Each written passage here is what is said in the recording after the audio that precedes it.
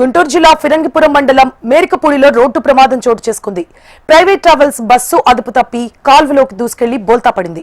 ప్రమాదంలో 30 మందికి గాయాలు కాగా వారిలో ముగ్గురి పరిస్థితి విషమంగా ఉన్నట్లు పోలీసులు తెలిపారు.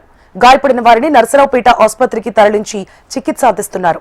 బస్సు గుంటూరు నుంచి నర్సరావుపేట వైపు వెళుతుండగా ప్రమాదం జరిగింది. వీరంతా రాజస్థాన్ కి చెందిన వారిని తీర్థయాత్రలో భాగంగా అన్నవరం క్షేత్రానికి వెళ్లి వస్తున్నట్లుగా తెలుస్తోంది. డ్రైవర్ నిద్రమత్తు వల్లే ప్రమాదం జరిగిందని పోలీసులు భావిస్తున్నారు. సమాచారం తెలిపిన వెంటనే స్థానికుల సహకారంతో పోలీసులు సహాయక చర్యలు చేపట్టారు.